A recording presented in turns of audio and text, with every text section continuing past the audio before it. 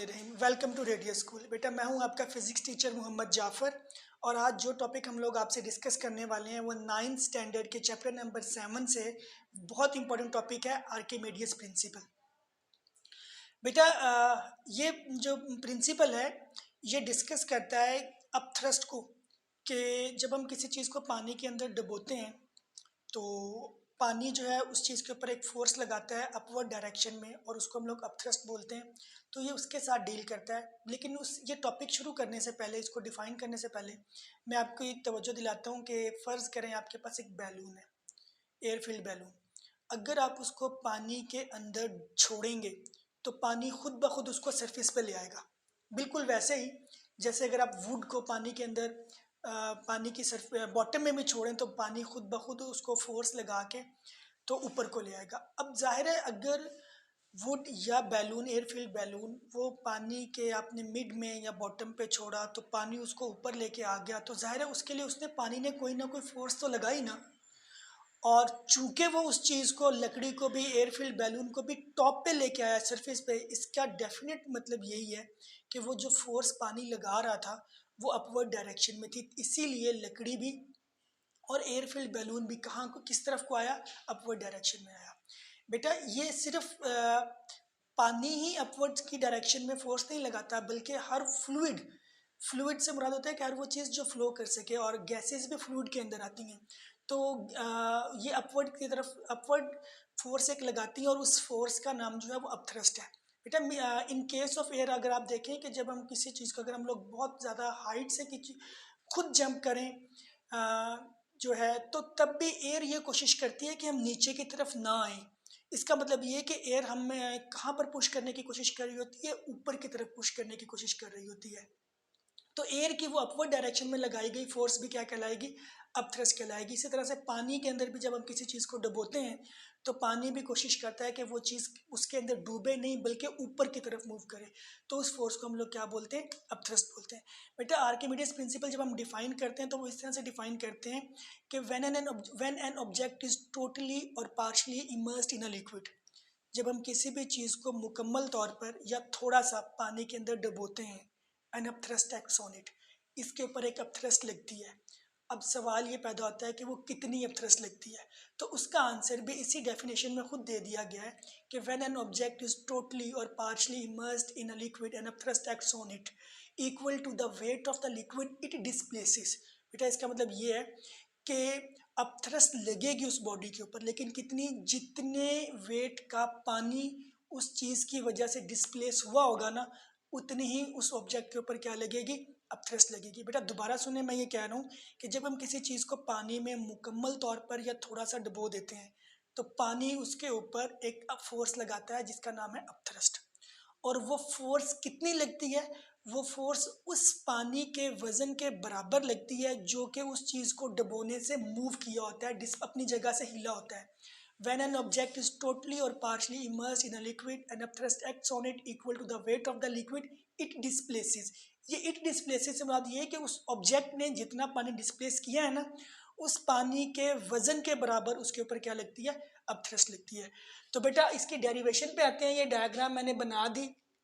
फ़र्ज़ करें कि आपके पास एक जो है बर्तन है, उसको हमने पानी के अंदर डुबो दिया। उस बर्तन जो है या सिलेंडर कह लें, उसकी जो हाइट है बेटा उसको हमने एज से शो किया। उस उस सिलेंडर के ऊपर जो लिक्विड की हाइट है उसको हमने किससे शो किया, H1 से शो किया। और उस सिलेंडर के बॉटम से लेकर और जिस सिलेंडर के अंदर हमने उसको डुबोया हुआ है उसके टॉप तक की जो डिस्टेंस है, जो हाइट है, उसको हमने क्या नाम दिया, H2 का। दोबारा सुने बेटा, उस सिलेंडर को जिसको हमने पानी के अंदर डुबोया हुआ है कम्प्लीटली, उसकी जो लेंथ है या हाइट है उसको हमने किसके नाम से क्या नाम दिया, H का नाम दिया। उसके बाद उससे ऊपर जो लिक्विड है बेटा ये वाला, इसको हमने H1 का नाम दिया। और उस सिलेंडर के बॉटम से लेकर जिस सिलेंडर के अंदर उसको हमने डुबोया हुआ है उसके टॉप तक की जो हाइट है उसको हमने क्या नाम दिया, H2 का नाम दिया। तो बेटा अगर मैं इसी डायग्राम को जहन में रखूं और अब मैं डेरिवेशन शुरू करूं तो मैं लिख सकता हूं बेटा, देखें कि H2 minus H1 equals to है H के। यानी अगर मैं इस पूरी H2 में से ये वाला हिस्सा माइनस कर दूं तो बाकी यही बचेगा ये वाला, और इसकी जो हमने हाइट बताई है वो कितनी है, एच है। इस सारे में से बेटा ये वाला हिस्सा माइनस करें तो बाकी ये बचेगा, और ये अगर हम लोग देखें तो ये कितना है, ये एच के इक्वल है। ठीक है बेटा, अब हम लोग बाकी डेरिवेशन की तरफ मूव करते हैं बेटा। जाहिर है इस सिलेंडर के ऊपर प्रेशर लग रहा है, ऊपर से भी अगर फोर्स लग रही है तो उस फोर्स की वजह से देखें क्या लग रहा होगा इसके ऊपर प्रेशर, अब ऊपर वाले हिस्से पे भी और नीचे बॉटम से भी। और वो जो प्रेशर है जो अपवर्ड वाले हिस्से पे है वो आपके पास होगा P1 pressure is equal to rho g और H1। इसी तरह से बेटा जो प्रेशर नीचे वाले हिस्से पे लग रहा है, नीचे से बॉटम पे लग रहा है, नीचे वाला लिक्विड लगा रहा है अपवर्ड डायरेक्शन में, वो बेटा क्या होगा, वो होगा P2 equals to rho g और H2। बेटा रॉ डेंसिटी है वाटर की, जी आपको पता है कांस्टेंट है, और H1 जो है वो ये वाला है, और H2 जो है वो यहाँ से आएगा। ठीक है बेटा, अब अगर ये प्रेशर लग रहा है तो ये प्रेशर का फार्मूला बेटा प्रेशर इन लिक्विड से आया हुआ है। एक टॉपिक आपके पास डिस्कस हुआ हुआ है इसी टॉपिक से, आर्किमिडीज प्रिंसिपल से पहले, प्रेशर इन लिक्विड, तो वहाँ से ये फार्मूला है। तो प्रेशर जो उसके टॉप पे लग रहा है वो हो गया P1 equals to rho g H1, और जो बॉटम पे लग रहा है वो हो गया P2 equals to rho g H2। अब बेटा मैं यहाँ से इसको यूज़ करते हुए जो टॉप वाले हिस्से पे फोर्स लग रही है वो कैलकुलेट करता हूँ, और जो बॉटम पे लग रही है वो कैलकुलेट करता हूँ। तो बेटे देखें, फोर्स ऑन टॉप वो बेटा क्या होगी, हमें ये पता है कि प्रेशर का फार्मूला होता क्या है, फोर्स बाय एरिया। तो बेटा फोर्स क्या होगी प्रेशर इनटू एरिया। तो यहीं से ये मैं बता रहा हूँ कि ये फार्मूला कहाँ से है। अब मैं निकाल रहा हूँ फोर्स ऑन टॉप, तो वो होगा F1, वो आपके पास क्या होगा P1 और A, और बेटा P1 की वैल्यू आपके पास क्या होगी, P1 की वैल्यू तो मैं निकाल चुका हूँ, और वो क्या है रॉ जी H1, और साथ में क्या आ गया A। ये बेटा टॉप पे आ गया। इस तरह से बेटा फोर्स ऑन बॉटम